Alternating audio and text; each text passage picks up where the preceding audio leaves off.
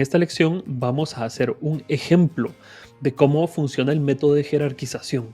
El método de jerarquización, como lo vimos en lecciones anteriores, es un método de evaluación de puestos. ¿Y para qué sirve la evaluación de puestos?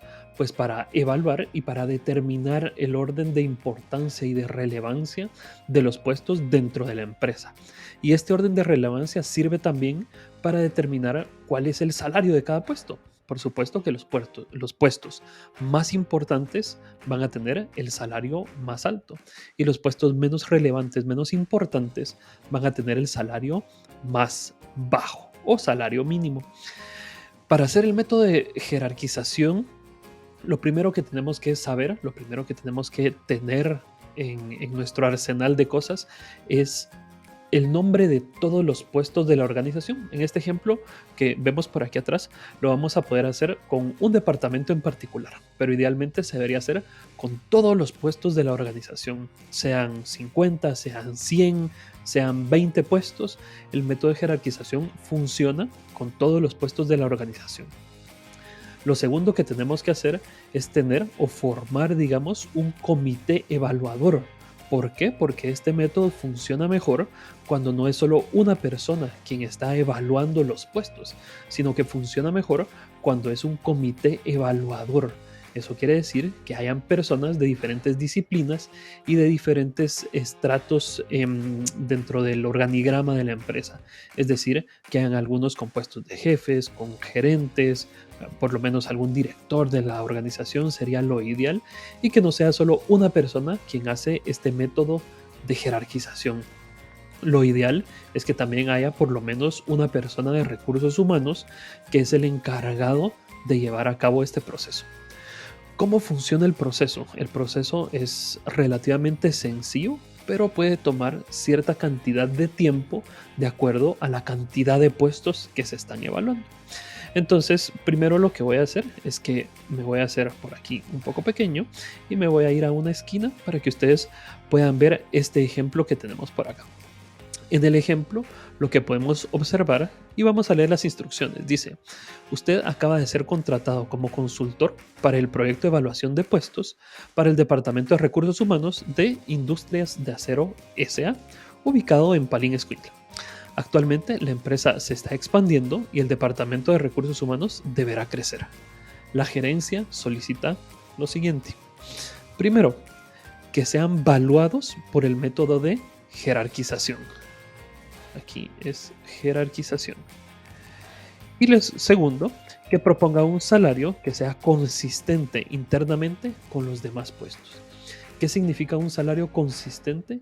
Que un salario debe ser menor responsabilidad, menor salario. Mayor responsabilidad, mayor salario. Esa es la idea de un salario consistente. Y luego vemos un listado de puestos. Tenemos el departamento en el que pertenecen. En este ejemplo, todos son del Departamento de Recursos Humanos. Tenemos el puesto que pertenecen o el puesto que vamos a estar evaluando. Entonces vemos que hay variedad de puestos. Hay directores, coordinadores, gerentes, jefes, encargados, asistentes. Hay de todos los niveles. Tenemos el salario base de cada uno de esos puestos y tenemos bono decreto, que como sabemos es un bono de 250. Para el método de jerarquización, este bono decreto e igualmente otros salarios u otros bonos que puedan haber no es relevante. Únicamente necesitamos el salario base. Con eso es que nosotros vamos a trabajar. Y lo primero que deberíamos hacer en un método de jerarquización es ordenar los puestos. Como les digo, lo ideal sería que se hiciera en base a un comité. Aquí no tenemos un comité, es solamente un ejemplo, pero lo ideal sería hacer una jerarquización. Y lo que vamos a hacer en esta jerarquización es empezar a evaluar los puestos del más importante al menos importante. Entonces, de acuerdo a esta lista que yo veo acá, yo sé que el puesto más importante va a ser el director de recursos humanos. Entonces, a este le voy a poner número 1, porque es el puesto más importante.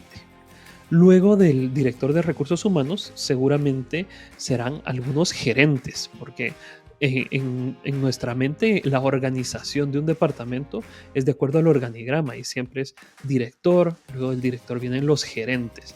Entonces, veamos qué gerentes existen. Vamos a intentar resaltarlos por aquí. Tenemos gerente de comunicación interna, gerente de nómina y beneficios, gerente de reclutamiento de personal y gerente de desarrollo de personal. No veo otro, espero que no se me escape ninguno. Y de estos 4 gerentes tenemos que evaluar igualmente del más importante al menos importante. A veces es una tarea difícil hacer esto. ¿Por qué? Porque todos los gerentes son importantes y se supone que todos los gerentes deberían estar en una misma línea, en un mismo nivel. Sin embargo, este método exige que nosotros valuemos los puestos del más importante al menos importante. Entonces, tenemos un gerente de reclutamiento, de nómina, de comunicación y de desarrollo. Lo más importante de estos 4 gerentes probablemente sea nómina y beneficios y reclutamiento de personal. La nómina, porque si no pagamos es un problema, ¿verdad? Y reclutamiento de personal, porque tenemos que siempre atraer personal nuevo. Comunicación interna lo podríamos dejar como uno un poco menos importante, al igual que el de desarrollo de personal, pero probablemente el de desarrollo vaya un poco antes y el de comunicación interna un poco después. Entonces podríamos poner como número 2 al de nómina y beneficios, como número 3 el gerente de reclutamiento de personal, como número 4 podríamos poner al gerente de desarrollo de personal y como número 5 podríamos poner al de comunicación interna. Entonces seguiremos haciendo la jerarquización. Después de los gerentes probablemente vengan los jefes y tenemos jefe de nóminas, jefe de beneficios, jefe de capacitación y no veo por ahí ningún otro jefe. Entonces la misma idea. Vamos por el número 5 y si vemos son jefes que están abajo de algunos de estos gerentes, ¿verdad? Si pusimos al gerente de nómina y beneficios como número 2, probablemente entre estos 3 vamos a poner a este como el siguiente, que es nuestro número 6. El de capacitación es sumamente importante, 7, y el de beneficios lo vamos a poner como número 8. Luego de los jefes, en orden de importancia podríamos decir que son los coordinadores. Los coordinadores hay bastantes, está reclutamiento de capital, porque hay un reclutamiento en capital y hay reclutamiento en el interior del país, ahí tenemos 2. Tenemos otro coordinador de comunicación institucional, tenemos otro coordinador, no veo otro coordinador por ahí, 3 coordinadores. Entonces, de acuerdo a esto, podríamos poner que el más importante es el de reclutamiento del interior del país. ¿Por qué coloco esto? Ahorita, como es un ejemplo, no podemos determinar exactamente, pero en un caso real, en una empresa, nosotros podemos justificarlo y por eso es importante un comité, porque tenemos que justificarlo. Podríamos decir, por ejemplo, que el del interior del país es más importante porque la mayoría de las operaciones de la empresa es en el interior del país. Esta empresa es una empresa que está ubicada en Palín-Escuintla, entonces seguramente este será el número que sigue, que es el número 9. Luego vamos con el número 10 y el coordinador de comunicación institucional sería el número 11. Luego cuando llegamos a este punto podemos seguir con los encargados. Normalmente los encargados los vamos a seleccionar. Estamos con encargado de impuestos, encargado de nóminas. Luego tenemos solo estos 2 encargados. Veo por aquí. Creo que hay otro encargado que no estoy viendo. Encargado, sí. Entonces, entre impuestos y nóminas, seguramente 12 es el de nóminas y 13 es el de impuestos. Y ya nos quedan pocos puestos por evaluar.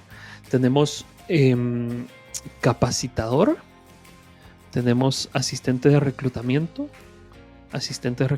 del interior y el capacitador del interior. Entonces, ¿qué es más importante, capacitar o reclutar? Entonces es lo mismo, con el comité tenemos que determinar qué es más importante, si capacitar o si reclutar. Supongamos que es más importante reclutar y que es más importante reclutar en el interior del país. Entonces, este sería número 14, número 15, número 16, porque es en el interior primero, y número 17 acá. Y espero haberlo hecho de forma correcta. Entonces, ¿qué hacemos después?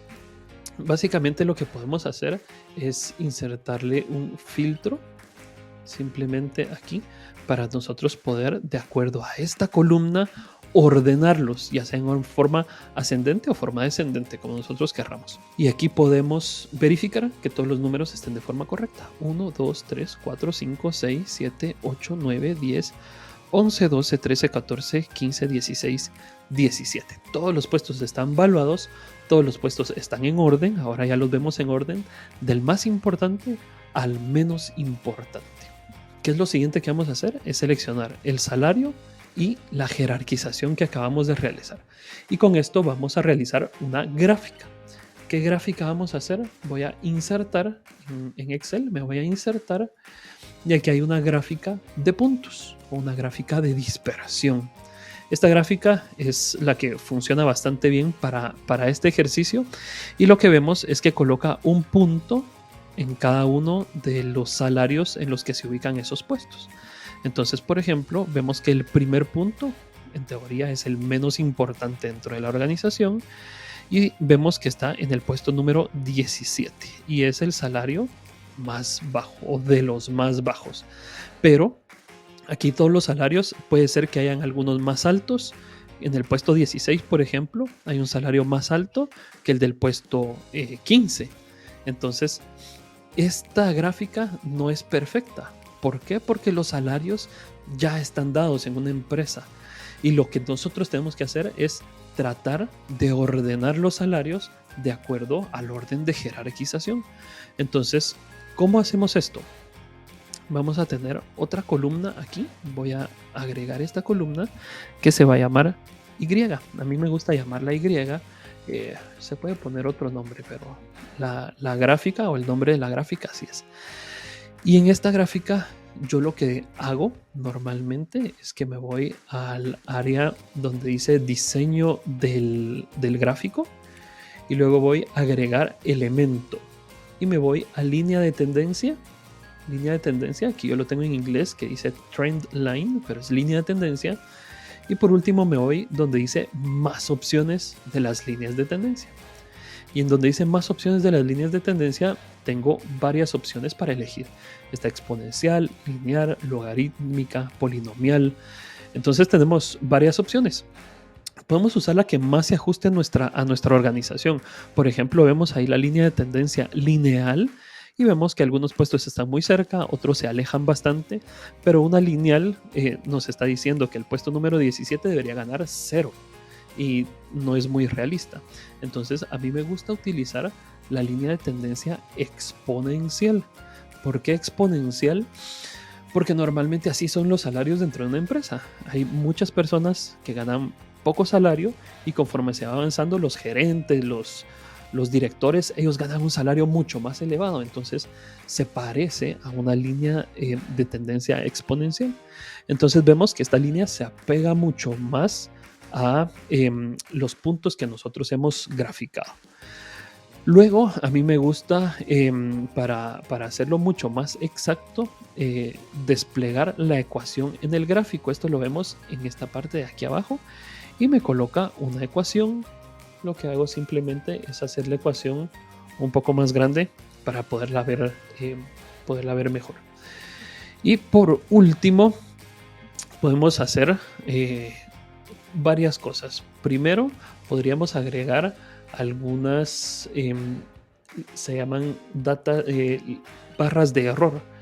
Entonces yo puedo agregar unas barras de error por algún porcentaje, que esto es la que estamos viendo aquí, siempre en diseño del gráfico, después añadir elemento y barras de error. Y a mí me gusta agregar barras de error del 5%. Y cuando estoy en barras de error del 5%, yo ya puedo ver si esa barra de error toca la línea de tendencia o no la toca, ¿verdad? Entonces, si la toca, Por mí, el 5% que esté sobre o abajo de la línea está bien, ¿verdad? Entonces, por ejemplo, vemos aquí, esta persona está tocando la línea de tendencia con la barra de error de 5%. Si esa es la tolerancia de mi empresa, yo podría definir una tolerancia de un 10%, entonces estaría bien, ¿verdad? Pero, por ejemplo, este puesto que está aquí está muchísimo más abajo de la línea de tendencia, aún con el 5% de error. Entonces, estas barras de error se pueden colocar de acuerdo a lo que la empresa necesite. Y el último paso es esta ecuación que nosotros hemos encontrado del gráfico, trasladarla hacia nuestro Excel. Entonces yo le pongo letra Y porque así es como la identifica Excel, como una letra Y. Entonces yo coloco igual y voy copiando 37026. Luego aquí pongo por y entre paréntesis voy a poner exponencial, que es esa letra E. Y entre paréntesis voy a poner el número que me está dando ahí. Menos 0.139 por X. Y esta X que nosotros vemos acá es básicamente este valor de jerarquización que nosotros tenemos. Ahorita tenía el gráfico en el camino, entonces lo voy a volver a hacer. Igual 37026 por, entre paréntesis, exponencial, nuevamente paréntesis, menos 0.139 por este valor, 1, 2, 3, 4, 5. Y cierro mis dos paréntesis y enter. Voy a configurar esta columna como dinero para que salga aquí el símbolo de dinero, y luego voy a copiar esta fórmula, ¿verdad? Entonces puedo copiar y pegar la fórmula. Yo sé que hay una forma más fácil de hacerlo, pero mientras comparto pantalla no puedo jalar la fórmula, entonces la copié y la pegué. Pero básicamente se jala este cuadrito de aquí abajo. Si se dan cuenta, a mí no me deja jalarlo mientras comparto pantalla. Pero aquí tenemos el salario ideal, podríamos decir. Este salario que nosotros encontramos acá es el salario que tendría que tener cada uno de los puestos para estar exactamente sobre la línea de tendencia. Entonces, por ejemplo, veamos este segundo puesto, ¿verdad? Este del director, que es el primero, es el director de recursos humanos. Este es el número 2, que es el gerente de nóminas y beneficios. Él actualmente gana 22,000 quetzales y por eso está aquí hasta abajo. Pero para que esté sobre la línea de tendencia, él debería ganar 28,039,67. Con ese salario, esta persona subiría de aquí hasta acá, ¿sí? Entonces, esa es la facilidad de poder trabajar con las líneas de tendencia, porque fácilmente y muy visualmente podemos ver exactamente qué puestos necesitan aumento y qué puestos no. Por ejemplo, el tercer puesto, este es el tercer puesto, es este punto de aquí, que es el gerente de reclutamiento de personal. Él actualmente tiene 26,000 quetzales y para que esté exactamente sobre la línea de tendencia debería tener 24,400.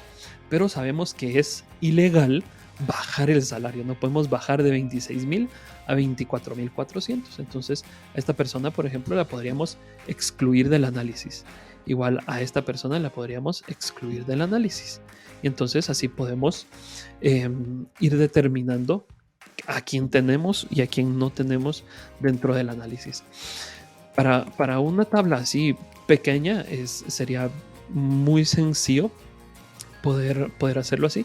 Sin embargo, cuando ya tenemos muchísimos puestos de trabajo, lo ideal sería hacerlo con una fórmula.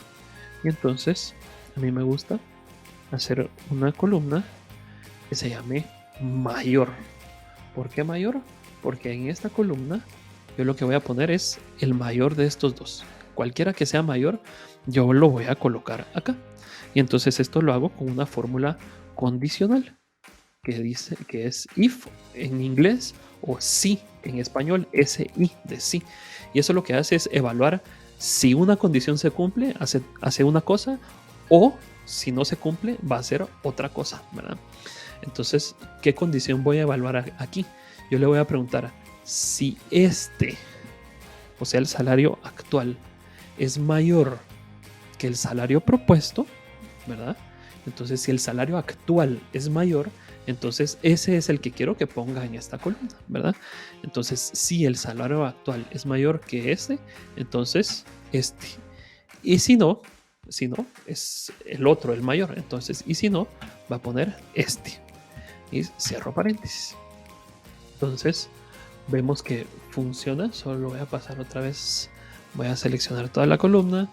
La voy a dar formato como dinero.